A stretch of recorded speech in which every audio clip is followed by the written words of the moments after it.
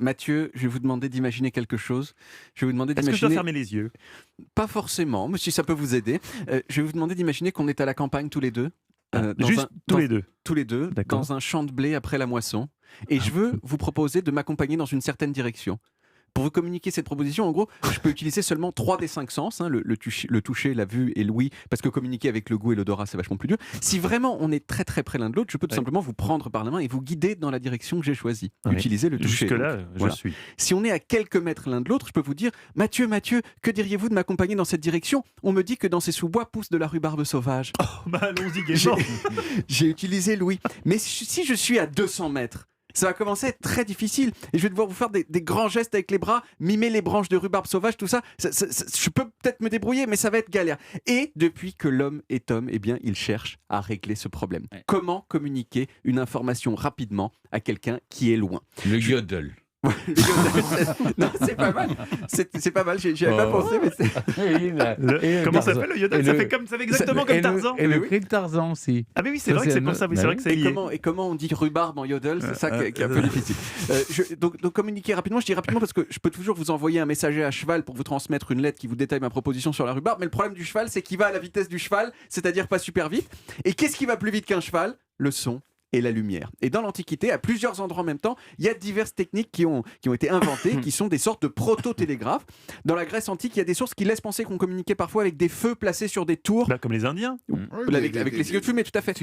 Mais c'est très très dur de communiquer avec du feu de loin. En gros, il y a une seule chose qui est facile à dire, c'est oui, feu allumé, et non, feu éteint. Mais encore, il faut-il que tout le monde se soit accordé avant sur la question à laquelle le feu répond. Il y a aussi, comme on le disait, les Indiens d'Amérique qui avaient les fameux signaux de fumée. Mais disons, avant le 19e siècle, les peuples du monde qui avaient le meilleur système de communication longue distance, ils étaient tous en Afrique. Et ils utilisaient le tambour. Les Européens qui ont colonisé l'Afrique au 19e siècle, ils ont halluciné de la complexité des messages qui pouvaient être transmis de village à village avec les tambours et de la vitesse à laquelle ces messages circulaient, parfois à plus de 160 km/h, et selon un système en plus complètement passionnant. C'est la vitesse du son. 160 km/h, c'est la vitesse du son. Non, c'est plus rapide, la vitesse du son, c'est plus de 1000. Oui, non, mais le temps d'interpréter le message et tout ça, non? Oui, mais ça allait de village en village, donc le son, il s'arrête au bout d'un moment, il se perd dans la campagne, donc il faut qu'il y ait des relais. Voilà, exactement. C'est comme les antennes relais aujourd'hui, avec la 4G. Et en plus, le système africain était complètement passionnant parce que c'était pas un code comme le morse, c'était des bruits qui imitaient le tambour, avec le tambour, la sonorité des vraies syllabes des langues. Donc voilà, oui, non, c'est complètement passionnant. Et pour battre cette vitesse, il a fallu attendre la fin du XVIIIe siècle en Europe avec le système du télégraphe Chappe, inventé par un monsieur qui s'appelait Claude Chappe. Et c'était un télégraphe visuel qui fonctionnait un peu comme le coup des feux sur les tours. Là, il y a quelqu'un qui fait un signal sur une tour, il y a une autre tour éloignée de la première de 10 ou 20 km où un autre gars reproduit le signal, et ainsi de suite. Et comme ça, le signal se propage. Sauf que là, c'était pas du feu, c'était 3 bras articulés avec lesquels on pouvait faire 196 combinaisons différentes. La première ligne, elle a été mise en place entre Paris et Lille en 1791. Et le premier message important qui a été transmis, c'est la victoire des armées révolutionnaires françaises sur les Autrichiens en 1794 à Condé-sur-Lescaut. Condé-sur-Lescaut, c'est à 200 km au nord de Paris, et la nouvelle a mis moins d'1 heure à arriver à Paris.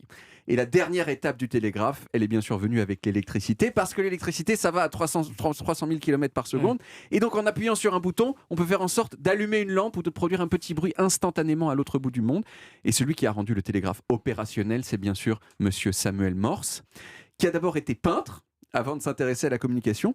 Et truc rigolo, la première version du code Morse qu'on connaît tous, c'était pas du tout pareil. On envoyait des nombres qui correspondaient chacun à un mot, et l'opérateur de l'autre côté, il avait un dictionnaire gros comme ça, dans lequel il devait chercher pour savoir à quel mot le nombre correspondait. Mais petit à petit, Morse et son associé, ils se sont dit ce serait quand même plus pratique que l'opérateur il comprenne direct ce qu'on lui dit quand même. Et ils ont inventé le code Morse qu'on connaît aujourd'hui, dans lequel ta ta ta ta ta ta ta ta ta ta ta. Eh bien, ce sont mes initiales, DCL. Dernier fun fact. Tout tourne autour de lui.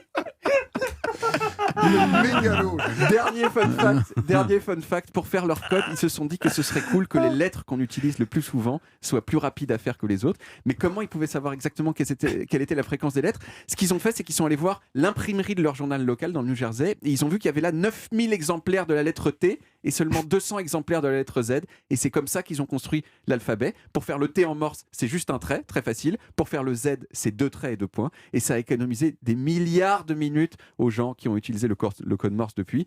Mais bon, depuis l'invention du téléphone, en gros, le télégraphe, il a entamé son déclin. Étonnamment, oui. Oui, parce que maintenant, on peut juste se parler au téléphone. Et bien sûr, quand on est dans la même pièce, on n'a même pas besoin du téléphone. Mathieu, ça vous dirait d'aller cueillir de la rhubarbe sauvage? Mais écoutez, j'ai envie de vous dire oui, alias David Castello-Lopez. Chez moi, en Bourgogne, il reste un magnifique télégraphe de Chappe qui a été totalement rénové. Et vous pouvez visiter ce lieu, c'est à côté de l'Île-sur-Serein. Et il faisait partie de la ligne entre Paris et Marseille. C'est le petit plus touristique d'Olivier Pouls. On pourrait faire une petite sortie scolaire tous ensemble. Tous ensemble, on pourrait faire ça, une classe verte d'Historiquement Vôtre. Ça serait. On peut retrouver les origines du télégraphe en podcast et sur les applis audio sur le site europe1.fr.